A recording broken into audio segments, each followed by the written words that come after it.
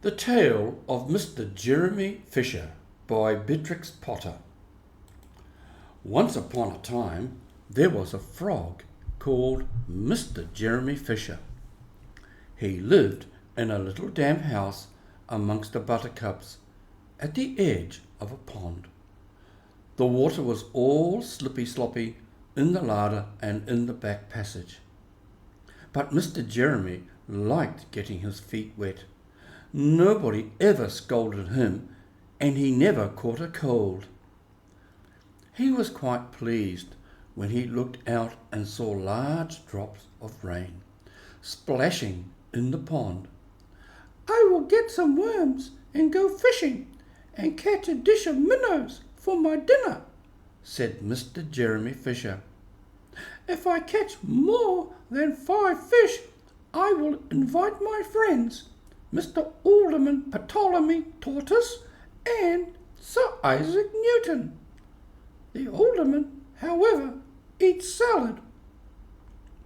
Mr. Jeremy put on a mackintosh and a pair of shiny goloshes. He took his rod and basket and set off with enormous hops to the place where he kept his boat.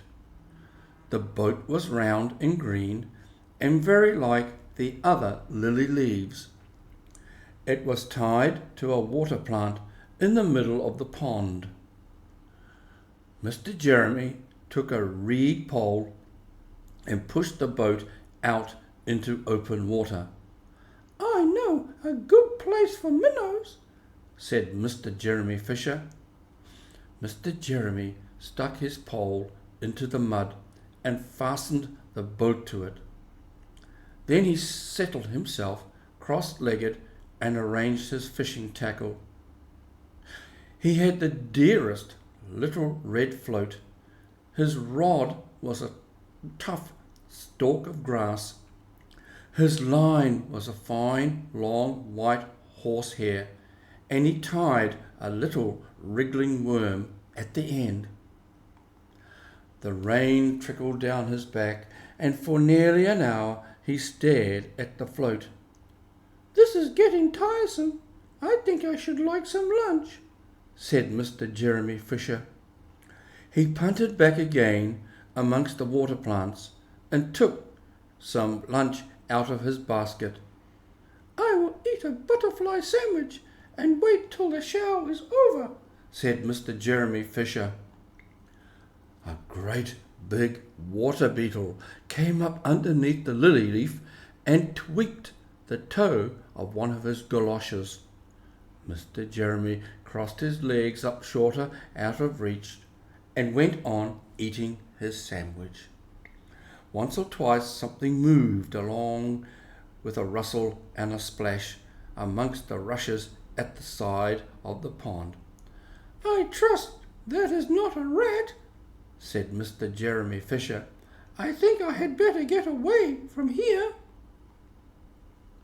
Mr. Jeremy shoved the boat out again a little way and dropped in the bait.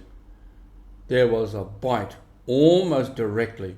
The float gave a tremendous bobbit.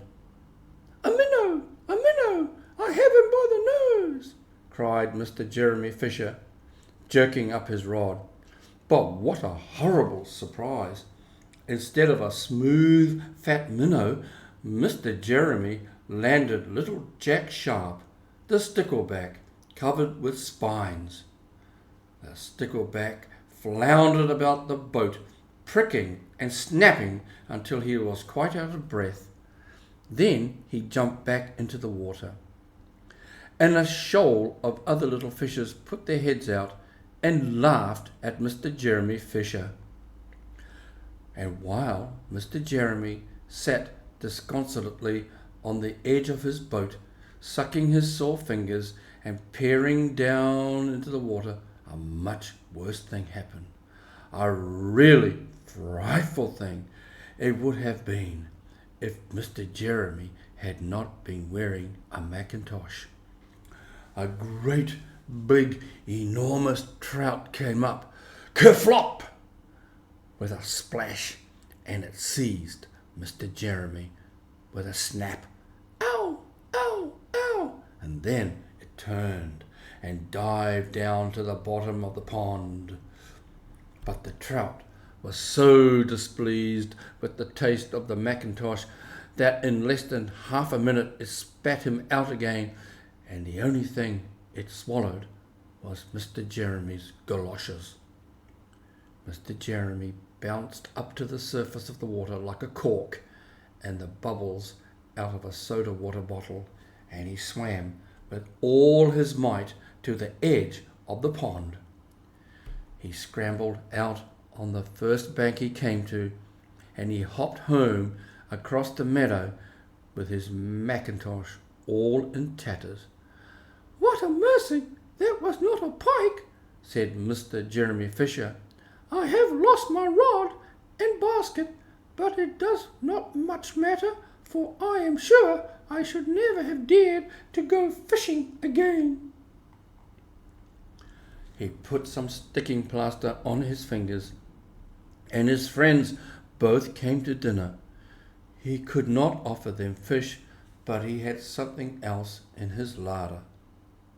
Sir Isaac Newton wore his black and gold waistcoat. Mr. Alderman Ptolemy Tortoise brought a salad with him in a string bag.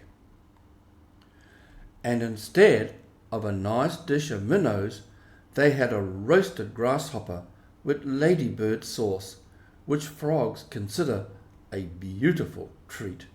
But I think it must have been nasty. The end of this beautiful story. Thank you for listening.